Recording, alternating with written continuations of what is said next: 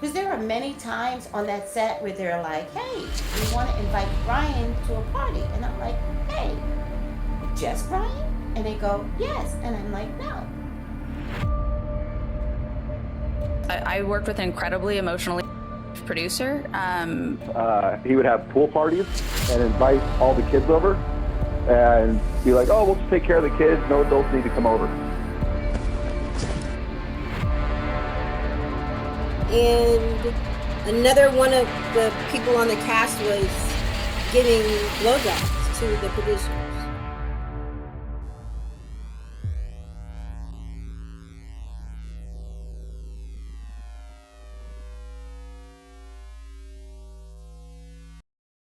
It's been rumored for years, for more than a decade on forums, in YouTube videos, and on celebrity gossip sites.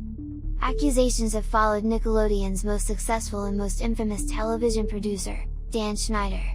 Dan Schneider is arguably best known for being a writer and producer of several hit shows including All That, Kenan and Kel, The Amanda Show, Drake and Josh, Zoe 101, iCarly, Victorious, Henry Danger, and Game Shakers. Dan essentially ruled Nickelodeon from the late 90s to mid-2010s in terms of live-action shows, being responsible for the channel's biggest live-action series. Dan Schneider has been accused of being attracted to minors, sexually harassing, sleeping with, and having a foot fetish directed at his young actors and fans of his show. While this information has been circulating online for years, it must be noted that some of these accusations have come from not just anonymous posters, but also actresses who have worked directly with Dan. While these accusations are just that, accusations, it would be an injustice to disregard them as internet hearsay. As troubling as these accusations are, what's more disturbing is that this is not an isolated incident only concerning Dan. Dating back almost 30 years, Nickelodeon has a problematic history. A total of 4 different Nickelodeon producers have all been convicted of crimes of a sexual nature. An animator was charged with sexual assault. Ren and Stimpy creator John Kricfalusi was known to have groomed and been in a sexual relationship with a 15-year-old girl. Drake Bell was convicted of sending sexually explicit content to a minor. All of these events and more make up a dark history of one of the most prolific entertainment networks. Other videos and channels have explored this before, but I wanted to take a different approach. Many of the videos have listed accusations and rumors, presenting them as facts in an attempt to sensationalize the situation. I want to take a more journalistic approach in presenting the information in a way that accurately represents events, as well as gives a complete end-to-end timeline of events surrounding misconduct occurring against and perpetrated by individuals involved with Nickelodeon. None of this will be done in any attempt to discredit those affected by these events, but rather reflect the reality of facts as well as the noted possibilities of what has been stated to have occurred.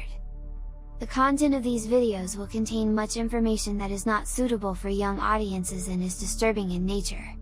Viewer discretion is advised. If you or someone you know is in a situation where they need assistance regarding abuse, please check out these resources.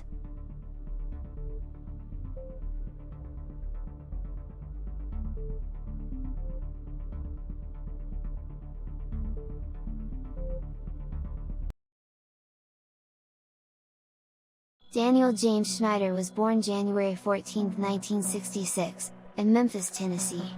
Schneider attended White Station High School, and later attended Harvard for a semester before dropping out and eventually pursuing acting.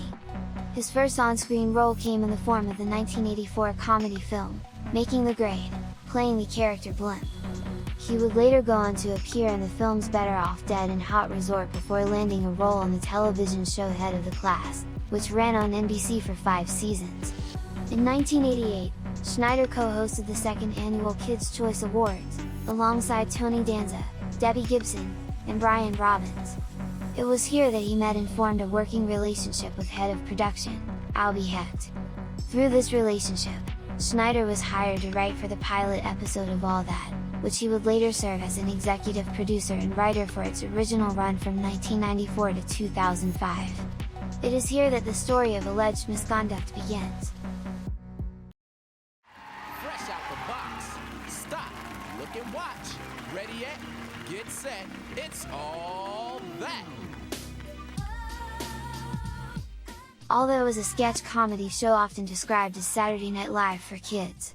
It's known for launching the careers of many Nickelodeon and mainstream stars such as Kenan Thompson, Amanda Bynes, Nick Cannon, and Gabriel Iglesias. During his time on All That, Dan had developed a reputation of verbally harassing young stars, their parents, and other individuals working on the show. Additionally, it's been alleged by multiple individuals that adults generally turned a blind eye to the concerns and safety of the children on set. Angelique Bates is an original cast member of the first 2 seasons of All That, starting at the age of 12, from 1994 to 1996. In recent years, Angelique has come out and stated that she was abused by her mother during her childhood, and this includes her time working at Nickelodeon. However, even with the abuse she suffered, her mother was protective of her working with the adults on set. Unfortunately, she was not protected by any adult figure surrounding her at the time. She was abused by her mother while being exploited by producers. Angelique claims that she was physically and verbally abused by her mother in front of adults working on the show. In 1996, Child Protective Services intervened in some capacity, but she was pressured by those working on the show to remain silent. From 1992 to 1996, I was a series regular on Nickelodeon's All That. I was only 12 years old, and that's when my nightmare began. I was physically, mentally, emotionally abused in front of the producers and cast members, and sometimes they could even hear me yelling. But nothing was done to help me until approximately 1996 when CPS was called. And when CPS came, I was pressured by all the adults that were set to protect me to stay silent. I did, and I have. But I can no longer stay silent, and I won't. Parents were supposed to be present on set for the duration of the children's time working on the show. However, Angelique claims that this was not always the case. Child labor laws hadn't completely, they weren't as strict as they were, like they are now. You know, so yeah, they were saying, you know, back then you had to follow certain rules. It was supposed to be mandatory that parents were on set. Was that the case in certain situations? No, it was not, because being over in Orlando, it was kind of pushed for the parents to not be. And she even goes on to say parents would try to be intentionally separated from their children, another common statement made by those who have come forward.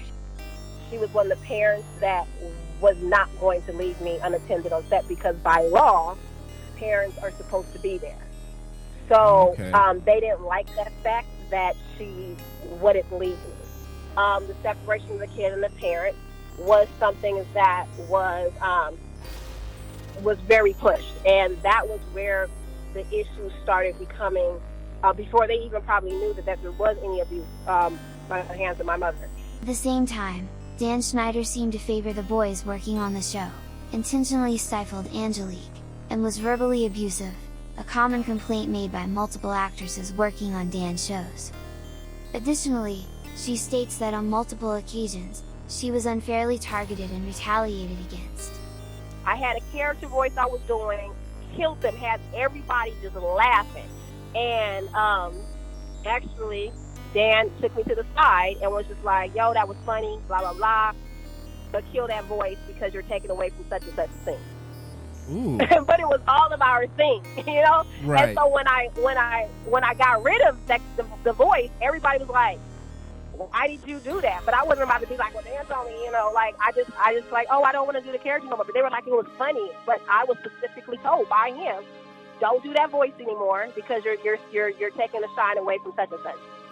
Wow, so even then they had this weird little hierarchy. Yeah, caste system. Yeah, like a caste first system. of all, they favor the males anyway. And at that network, they favor the males. Which is another reason, and Mike pointed this out, when Dan Schneider did go to receive his Lifetime Achievement Award, it was only males that were up there with him except for one, because Victoria Justice because she was was still doing a show She with him. was still under contract. And we always thought that's weird with how many women and girls he's worked with. It's a glaring It's absence. always been like that. I will say one thing I do remember, we had a female writer. She was dope.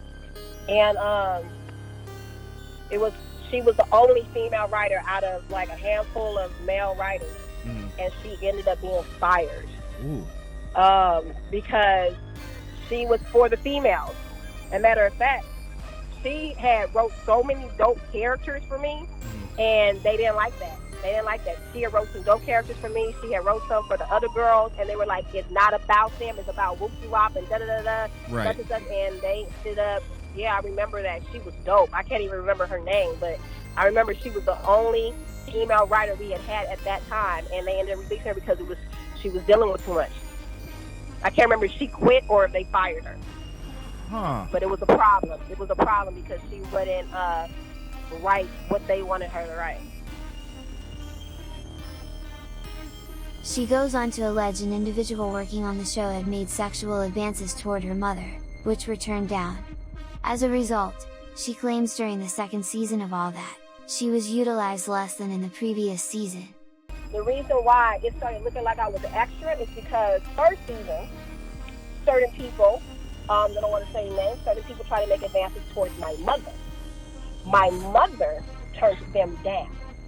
And when that happened, my role started suffering. So because my mother went to sleep with certain people, it affected me. My mom completely blocked anything that was trying to happen. There was a situation where something inappropriate did try to happen. We were at a party, and my mom completely blocked it. But that's like the only memory that I have. As we continue to explore some of the claims made, the lack of parental supervision and inappropriate interactions between kids and adults will come up frequently. Some of the claims Angelique made have also been made by Taisha Hampton. Taisha Hampton is the ex-wife of All That and Kenan and Kel actor Kel Mitchell.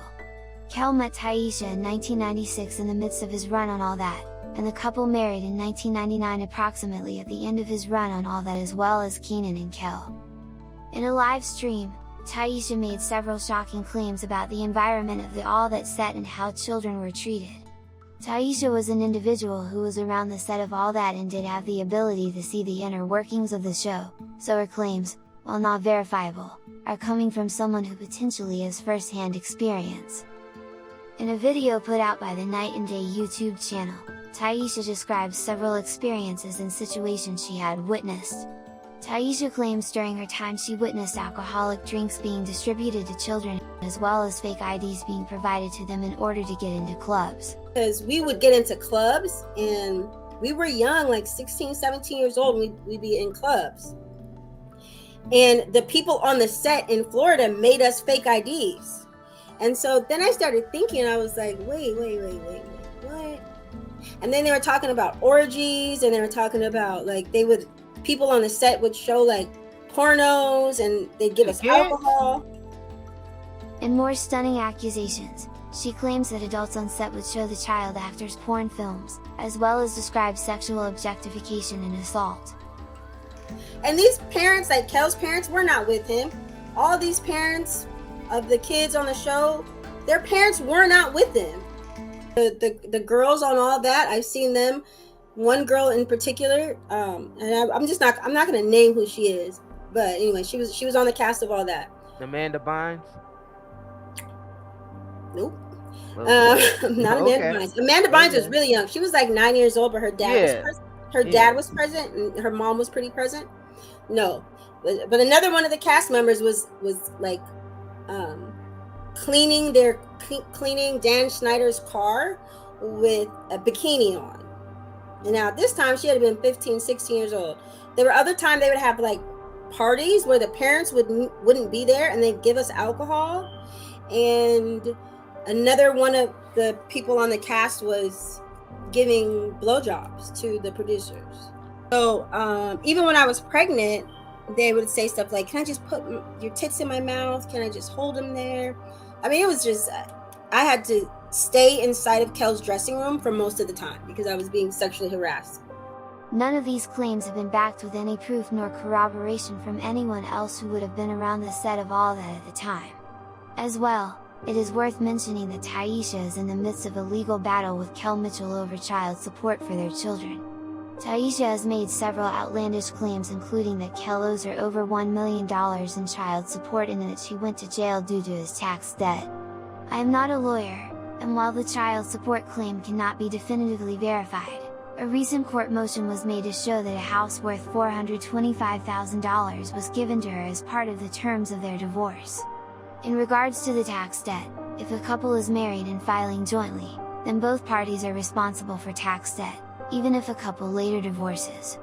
As well, the IRS offers innocent spouse relief, separation of liability relief, and equitable relief for similar scenarios in order to prevent one spouse from incurring the same punishment. The most stark claim made, however, is the allegation she made that she had caught fellow Nickelodeon castmate Nick Cannon wearing her cheerleading outfit for Kel and that they had an affair. At his mom, when we were dating, he has this closet in his town in Chicago where I was pregnant. I finally had got to like meet his family in Chicago and went to Chicago with him. Anyway, his mom showed me this closet, and on this closet was like, "I hate you, mom," like sick pictures with like people's heads cut off and sick shit like this. Like he was fucking one of those weirdo kids that draw on the fucking weird ass shit in the closet. Like crazy shit was in it, like in all black. Like I don't know, like he was into some crazy stuff. Like he was literally have like, "I hate my mom, I hate my dad," like wish, like had pictures of his mom and dad dead and pictures of his sister dead. And I decided to just surprise him. And when I came into the house and I surprised him, I heard kind of like some talking and like, but it could have been a television. So anyway, I opened up the guest bedroom, and when I opened up the guest bedroom door, Nick Cannon was standing on top of the bed in my cheerleading outfit. The entire cheerleading outfit except for the socks and the shoes. And Kel was like laying down in the covers. Thank you, laying down in the covers. Like kind of like halfway in the covers. And Nick was on top of the bed, kind of at the foot of the bed. And so extremely awkward. And I was like, I think we all just kind of looked at each other for a second. And the next thing I know, Nick starts doing a cheer. Given the number of claims made that are either outlandish or verifiably false, it's hard to take any of Taisha's claims seriously. She claims to have been the victim of sexual harassment. I don't object to this claim, nor am I going to discredit this. However, she makes other mentions to conspiracy theories, in particular Pizzagate. I want to call this out as without significant evidence. The claims that are made can lead to real-world danger. On December 4, 2016, a 28-year-old man named Edgar Madison Welch went to Comet Ping Pong, the pizza restaurant at the center of the Pizzagate conspiracy theory, and fired 3 shots from an assault rifle that struck the restaurant. Welch told police that he had planned to self-investigate the conspiracy theory. Taisha makes a direct reference to this conspiracy theory, and the hosts on the interview even allude to individuals selling children. Conspiracy theories are popular, no matter how outlandish they may be. There are people who believe in reptilians, government mind control, and the Illuminati controlling a unified world government and the entertainment industry. There are severe flaws in all of these ideas, which I won't get into here. I simply wish to point out that without evidence, people are easily led to believe things that can lead to real-world violence. There are terrible things in this world. There is human trafficking, the occult, sexual abuse, and unimaginable crimes that are real and do happen. This terrifying reality does not always receive the attention that outlandish claims do. And unfortunately, when we're engulfed in conspiracies, we can easily miss the real-world tragedies that appear directly in front of us. This leads us to the story of Brian Peck, a dialogue coach who has worked on several Nickelodeon shows. A man who was convicted of 11 different counts relating to sexual assault against a minor. Brian Peck is a dialogue coach and director who has worked with Dan Schneider on past projects including All That and The Amanda Show. In 2004, Brian Peck was convicted of a lewd act against a child and oral copulation of a person under 16 as the exact charges. These are not allegations, but known facts as supported by court documents detailing his charges and conviction.